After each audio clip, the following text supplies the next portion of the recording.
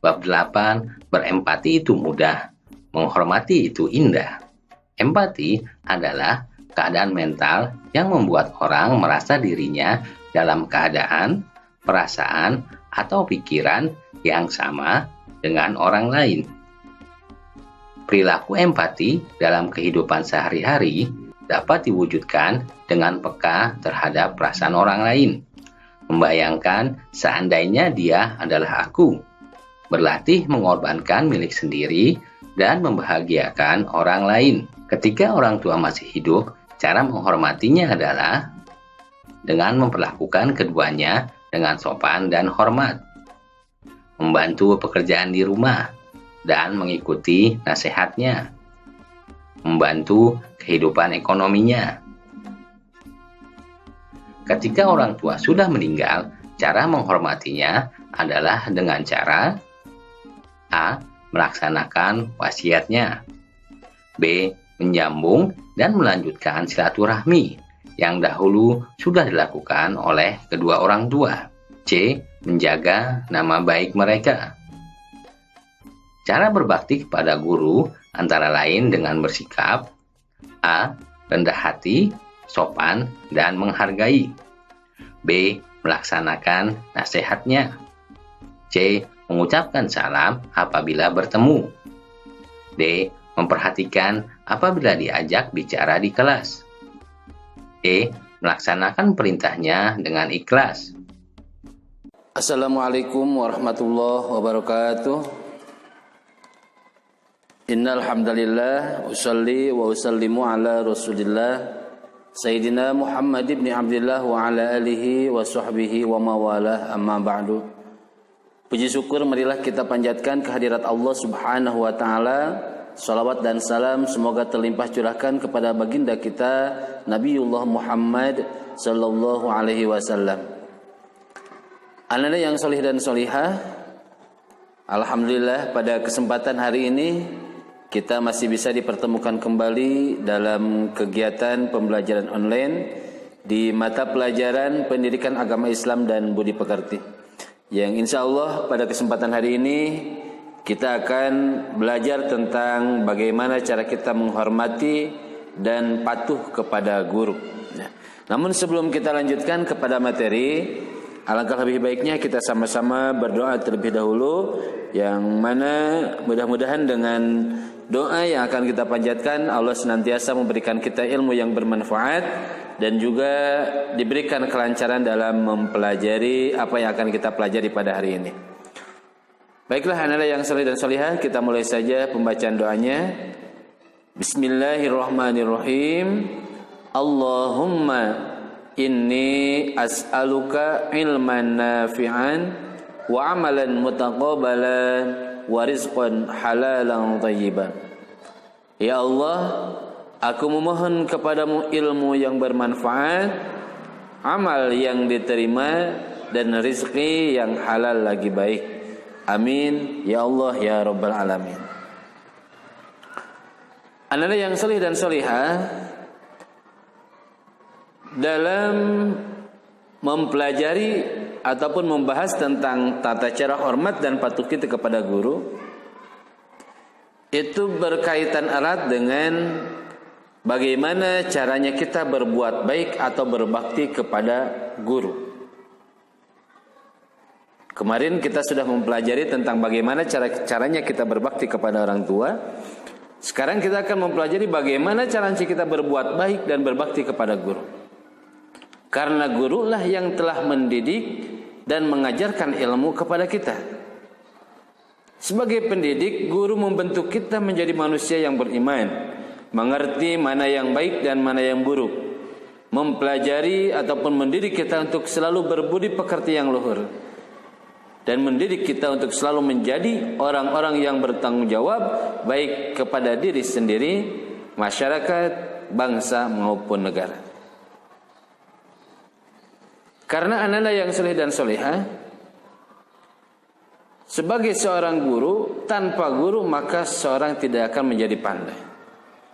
Jadi gurulah yang menjadikan kita menjadi orang yang pandai, orang yang memahami ilmu pengetahuan. Karena kita akan memperoleh kedudukan yang tinggi di hadapan Allah Subhanahu wa taala. Orang yang sudah diberikan ilmu, maka kedudukannya akan ditinggikan oleh Allah Subhanahu wa taala sebagaimana yang terdapat dalam Quran surah Al-Mujadalah ayat 11. A'udzubillahi minasyaitonirrajim. Yarfa'illahu alladhina amanu minkum walladzina utul ilma darajat. Allah akan meninggikan orang-orang yang beriman di antara kamu dan orang-orang yang berilmu pengetahuan dengan beberapa derajat. Jadi, anda yang soleh dan solehah, untuk itu senantiasa kita harus selalu patuh dan hormat terhadap guru. Nah, di sini juga terdapat di dalam surah Al-Fatir ayat 28. A'udzubillahi minasyaitonirrajim. Wa minan nasi wad-dawabi wal an'ami mukhtalifun alwanuhu kadzalik. Innama yakhsyallaha min ibadihil ulama innallaha azizun ghafur.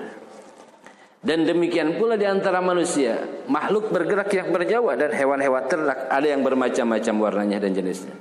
Di antara hamba-hamba Allah yang takut kepadanya hanyalah para ulama. Sungguh Allah Maha Perkasa lagi Maha Pengampun. Nah, di sini bisa kita lihat guru adalah pewaris para nabi. Karena melalui guru, wahyu atau ilmu para nabi diteruskan kepada umat manusia. Imam Al-Ghazali mengkhususkan guru dengan sifat-sifat kesucian, sifat-sifat kehormatan, dan menempatkan guru langsung sesudah kedudukan para nabi. Karena yang diwariskan oleh para nabi itu bukan harta benda, bukan pangkat ataupun yang lainnya, tapi yang diwariskan oleh para nabi adalah ilmu. Jadi orang yang mempunyai ilmu itu adalah salah satunya pewaris daripada nabi. Berdiri dan hormatilah guru dan berilah penghargaan. Seorang guru itu hampir saja merupakan seorang rasul. Sesuai dengan ketinggian derajat dan martabat guru, tidak heran kalau para ulama sangat menghormati guru-guru mereka. Selanjutnya, ada yang soleh dan solehah, bagaimana cara para ulama untuk memperlihatkan penghormatan terhadap guru? Yang pertama, ini mudah-mudahan bisa diamalkan oleh anda semuanya, karena kita mempelajari tentang bab ini adalah itu bagaimana cara kita berakhlak terhadap orang tua dan bagaimana cara kita berakhlak terhadap guru. Nah, di sini bisa anda lihat bagaimana seorang ulama memperlakukan gurunya, memperlihatkan penghormatan terhadap gurunya. Yang pertama, mereka selalu rendah hati terhadap gurunya, meskipun ilmu sudah lebih banyak ketimbang gurunya. Artinya, ketika dia bertemu guru, meskipun ilmu dia sudah melebihi guru, meskipun derajat dia dalam segi profesi sudah melebihi guru, tapi yang namanya murid itu akan selalu tetap menjadi murid, dan dia akan selalu rendah hati terhadap gurunya, meskipun pangkatnya sudah semakin besar. Yang kedua, mereka senantiasa menaati setiap arahan serta bimbingan guru. Misalnya, seorang pasien yang tidak tahu apa-apa tentang penyakitnya dan hanya mengikuti arahan seorang dokter pakar yang mahir. Jadi yang namanya seorang murid itu harus senantiasa menaati setiap arahan serta bimbingan guru.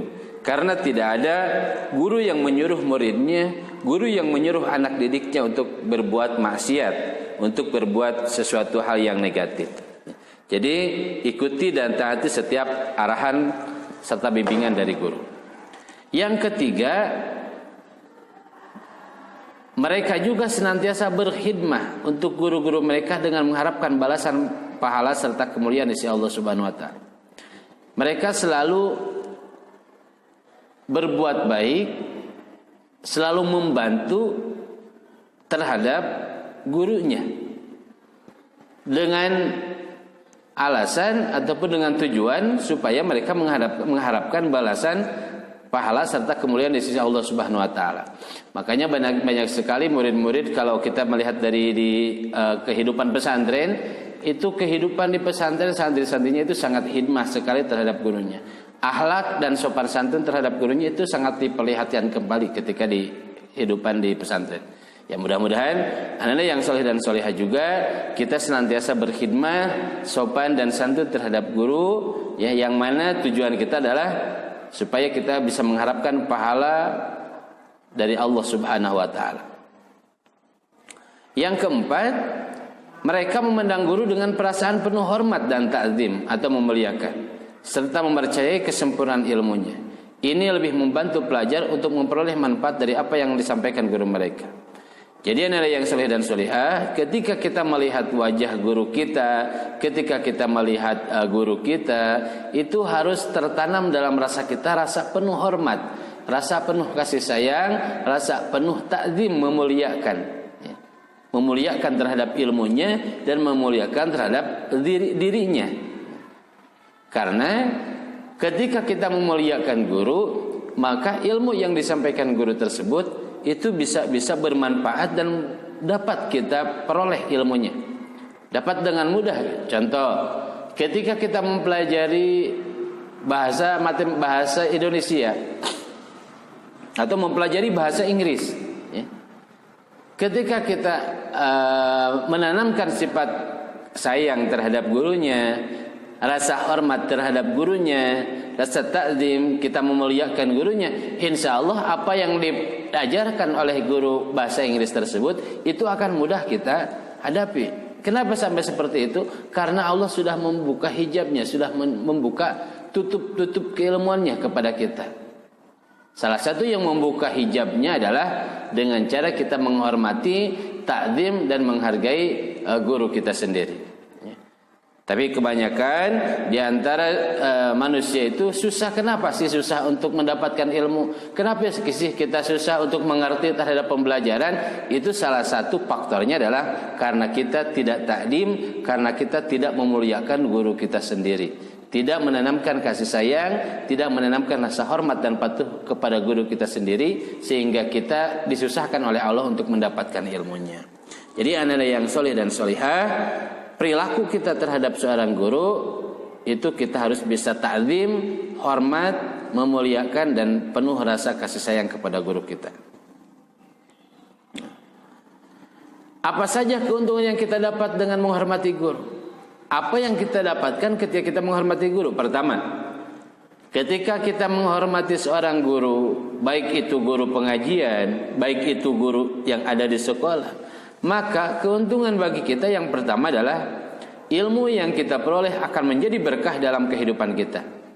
Yang kedua, akan lebih mudah menerima pelajaran yang disampaikannya. Yang ketiga, ilmu yang diperoleh dari guru akan menjadi manfaat bagi orang lain. Yang keempat, akan selalu didoakan oleh guru, karena guru ridho terhadap murid tersebut yang selalu taat, patuh, ta'zim terhadap guru. Yang kelima, akan membawa berkah, memudahkan urusan, dianugerahi nikmat yang lebih dari Allah Subhanahu wa taala. Yang keenam, manfaat yang selanjutnya adalah seorang guru tidak selalu di atas muridnya, ilmu dan kelebihan. Ilmu dan kelebihan itu merupakan anugerah Allah Subhanahu wa taala dan akan memberikan anugerahnya kepada orang-orang yang dikehendakinya. Jadi di sini ada 6, ini ada salah pengetikan. Jadi seorang guru tidak selalu di atas muridnya.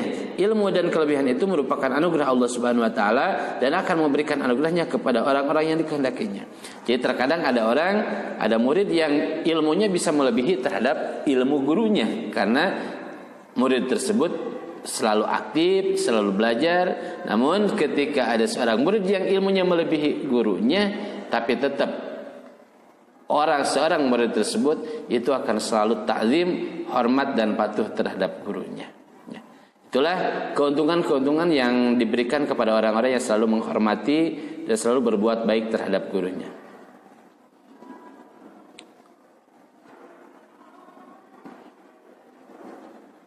Selanjutnya adalah yang soleh dan solehah. Ya. Di sini kita bisa pahami bahwa guru itu merupakan orang tua kedua, ya, setelah orang tua kita.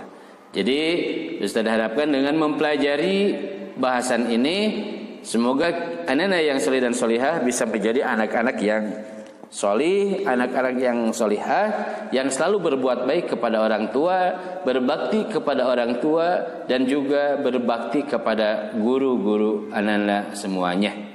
Mudah-mudahan dengan berbakti kita kepada orang tua, dengan berbakti kita kepada guru, mudah-mudahan anda semuanya bisa mendapatkan ilmu yang bermanfaat dari Allah Subhanahu wa taala. Jadikanlah pembelajaran ini sebagai pembelajaran untuk kita yang harus kita amalkan. Ketika kita bertemu dengan guru, silahkan perlihatkan rasa hormat, rasa takdim, rasa memuliakan mereka, supaya kita senantiasa diakui sebagai muridnya dan senantiasa mendapatkan ridho dari Allah Subhanahu wa taala, sehingga kita diberikan ilmu yang bermanfaat oleh Allah Subhanahu wa taala. Anak-anak yang soleh dan solehah, untuk pertemuan hari ini Ustaz cukupkan sekian dulu. Mudah-mudahan ada manfaat untuk anak-anak semuanya. Kita akhiri dengan pembacaan hamdalah dan doa kifaratul majlis. Alhamdulillahirabbil alamin. Subhanakallahumma wa bihamdika asyhadu an la ilaha illa anta astaghfiruka wa atubu ilaik. Wassalamualaikum warahmatullahi wabarakatuh.